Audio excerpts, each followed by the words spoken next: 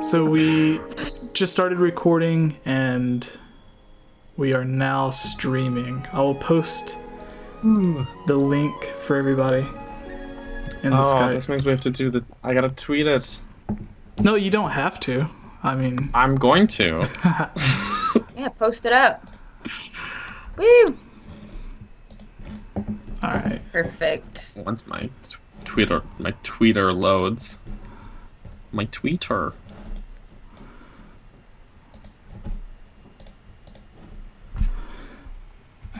Everyone podcast is now live. Woo! Okay. So... I have to do it from my phone because my internet is being stupid. Oh, you're fine. Oh no. But yeah. I'll retweet. Retro, Damien, Rick, and SpongeBob all say hi. Hi. Stupid. Oh no. Hello. Alright. And audio is going through on the podcast correctly, so we're all good. As soon as everybody is ready, we can... Ooh. Yeah. We're all good. Yeah. Yes. Excellent. Yes. Woo! Alright. All of these live suckers get to suffer through all the behind the scenes crap that we edit out. Alright, is everybody ready?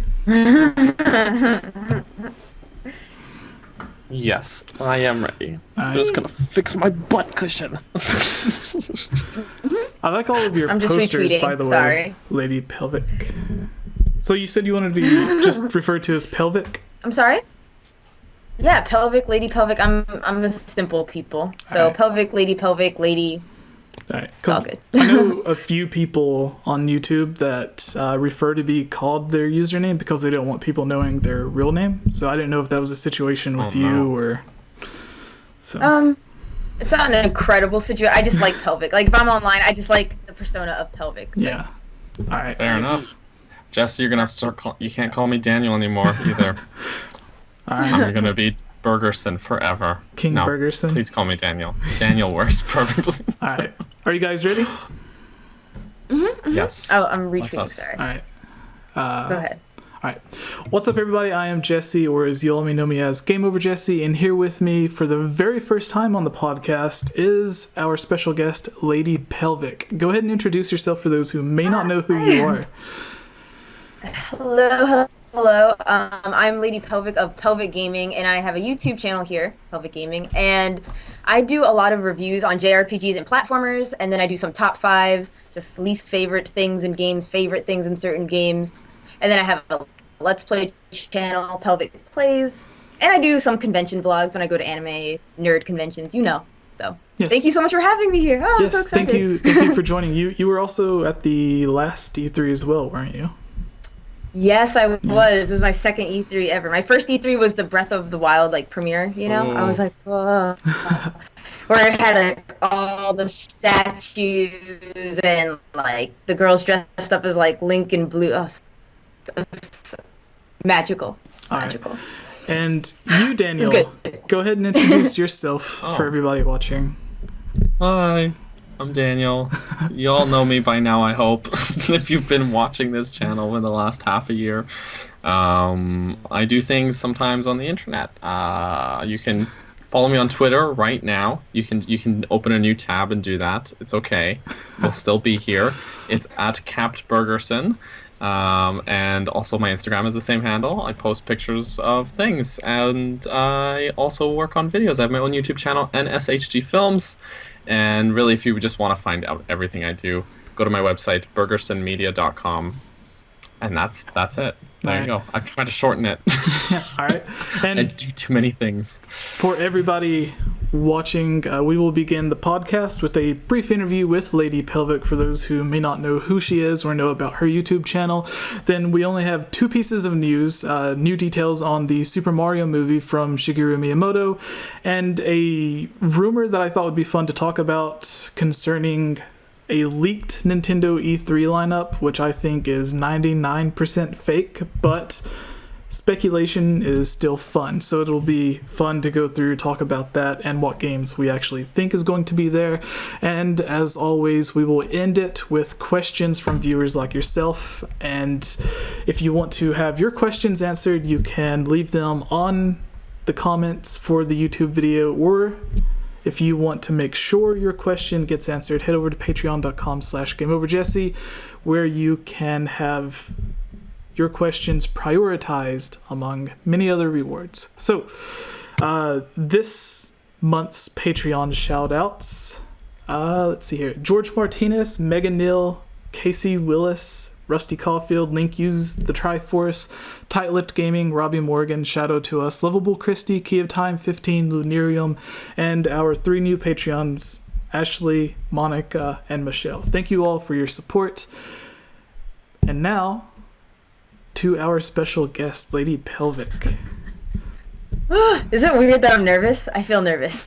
You should not be nervous at all. Like, I look at the podcast, it's like I have to do professional type stuff sometimes. Like whenever I'm interviewing, or even Daniel for the YouTube channel has interviewed the producer or director of the Zelda Symphony for the Symphony of the Goddess tour, and I had to do the same. And it's like anytime that we have to do stuff like that, I look at it as like I'm the least professional person in the world. So it's like I show up to do something and I feel someone's expecting like a typical person in charge, and it's just me, and I'm like, hey, do you want to talk about Zelda?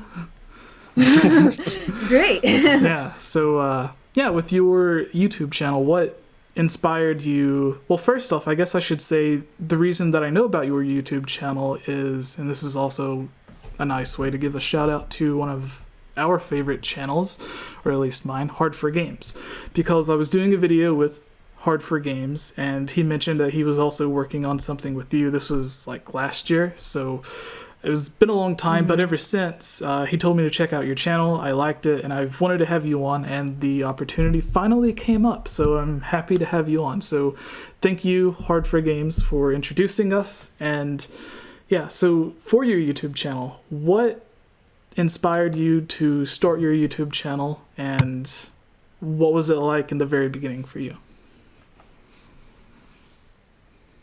What inspired me? I like video games, and I like video editing. Well, I like film. I wouldn't say I particularly like editing, but since then I was like, I'm going to start my own YouTube channel that doesn't require a lot of people, just like me, myself, and I. Something that I'm passionate about, which is video games, and kind of took off from there. And what was it like in the beginning? It was very slow.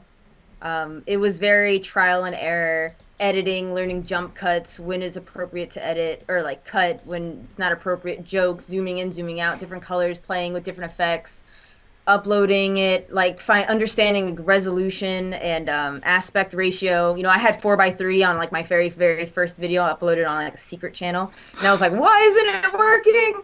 You know, it's 16:9. It's just it was a lot of experimentation, but it was fun though, because people actually saw like, this girl actually has talent. I was very like graciously accepted into the YouTube community, as people really were fond of me in the beginning, and still are, thankfully. And before you started your YouTube channel, did you have experience like writing for some website, or was it really your first dive into like the gaming YouTube industry or whatever?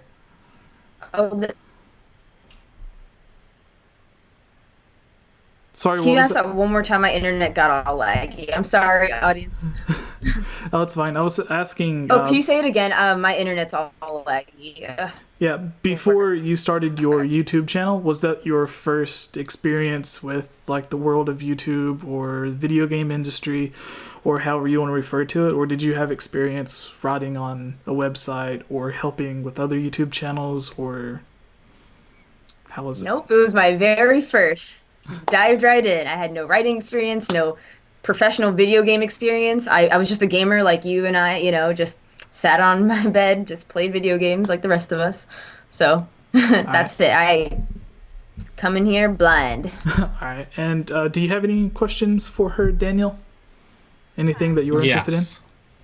How did you manage? I was just scoping your channel out because that's what I do when we have guests here. How did you manage to write a review for Breath of the Wild and have it only be 12 and a half minutes? That's some concise business. Thank you. Thank you. It's so hard. Go ahead. Sorry. Well, just, I actually did attempt to write one, and I couldn't. I would not have been able to ever get into that time. Like, when I write, I either it's like 5 minutes or it's like 25 minutes, and it's like pretty much no in between. So, what? Any tips? What was your thought process here?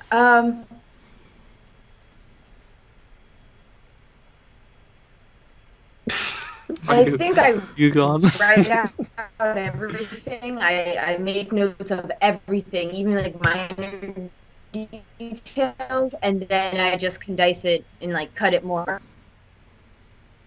I'm sorry? No, I just keep cutting it. That's what you have to do, because the rest of the sure, like my Zelda video was probably 18 minutes before I like kept cutting and cutting away at it. Trying to think of like the points that really matter, So yeah, it was rough. It's rough to do that for Wild, Xenogears, Xenoblade Chronicles 2 ended up in the video. I tried so hard to shrink that, but the game is a monster. So yeah, some of you win some, you lose some. All right. With my review on Breath of the Wild, because there's so much in the game to talk about, I went a different route with it than a lot of people, and I just listed 5 of the worst things about Breath of the Wild, which are things that, even though they're the worst parts of Breath of the Wild, they're not really that bad, because the game's getting a 10 out of 10 everywhere, so it's like if there was something seriously wrong with it, then it wouldn't be getting 10s out of 10s. So I listed the 5 worst things and what I thought the 5 best things were. That way I could kind of keep it limited and it wouldn't run on to be like a 20 or a 30-minute video, which I think it ended up being pretty long anyways. But that was the route that I took with it, with my Breath of the Wild review. I just gave up. I started writing one. I gave up. I couldn't do it. There's too much, and I just, once I get on a roll, as our loyal viewers know, once I get talking about something, I will just keep going. So it's a never-ending cycle. All right. So for the future of your YouTube channel, what are your hopes for like the end of this year? Like, where do you see your YouTube channel? What's something that you would like to accomplish with it that you haven't already?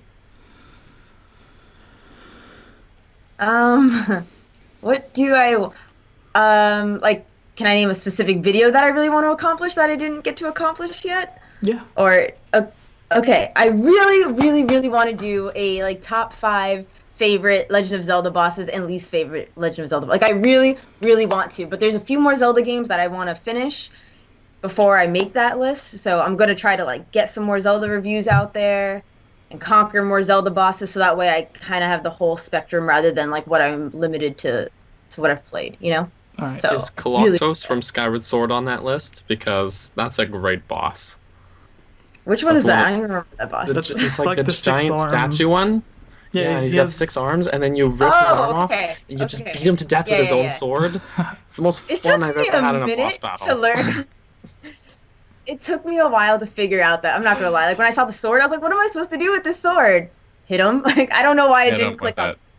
Hit him with it again. One of my genius moments right there. I was like, "I have a sword, guys." La-di-da. There's been just a few moments in games where I've just stopped and I've just had to say to myself, like, this is the most fun time, and that was one of them. That and probably the end of Mario Odyssey, which I won't spoil just in case. But this is good. But those two, like, those are one of those moments where I just have to stop and I'm like, this went from like really cool to just like, I'm just having a blast of a time.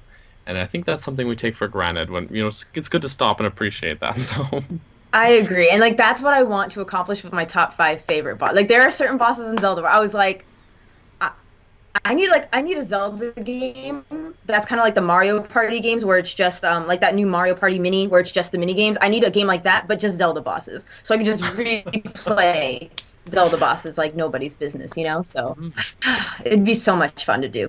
Zelda has enough bosses, know? It's And true. especially some of them are revamped. So I think it'd just be fun to, like, Hyrule Warriors did a great job with that, bringing back some like old game or old bosses where I was like, oh snap, like updated graphics, kind of updated playstyle. I kind of liked it. So that's one thing I really want to accomplish on my channel. Some more Zelda content for sure.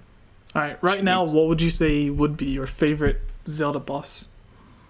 Oh, I can't tell you that. That's like the spoilers to my All right. video. Okay, what's like the number 5 one then? I don't know what my number 5 one is. I know what my first 3 are for sure, though. And what sucks is because like I'm going to limit it to like not one, or I have to pick one from each game, so that way it's not, all Majora's Mask, because Majora's Mask is the best Zelda. Fight me. So. We're not gonna fight you. We're in that camp too. Oh my God! Welcome, brothers. No, we love that game to death. So. Great. It's. I know Breath of the Wild is like everyone's favorite right now, but I still have to stand by Majora's Mask. Breath of the Wild, I think, does does things amazingly, and even like mechanically, I think it's better. But there's some things about Majora's Mask that Breath of the Wild just doesn't have, like the same dark tone. I really like dark vibes in my games. Majora's Mask is like the darkest Zelda game, so that I've played anyway. Yeah, Breath of the Wild had like a dark overtone, but it wasn't as in your face as it was in Majora's Mask. Like, you can go to all of the different areas in Breath of the Wild where it looked like an old town or village, but everything's kind of destroyed. And there's no one there in those villages except for like Kakariko Village or like some of the random people that you can find walking around. But there's no one really there to give a sense of gravity towards what happened. It's just like, oh, this is ruined. There's not a lot of information on exactly what happened, so you kind of just forget about it in the grand scheme of things. Whereas in Majora's Mask, like, you don't see really anything destroyed, but everybody emotionally is devastated. Like, Cafe, or however you want to pronounce his name, is like turned into a little boy. His marriage is ruined. Everyone's afraid of like the moon coming closer, and it's supposed to lead up to like the end of the third day is supposed to be not just like a wedding where everyone attends and it's like the best day of these two people's lives, but it's also on the same day that they're having their celebration for what's it called? I forgot.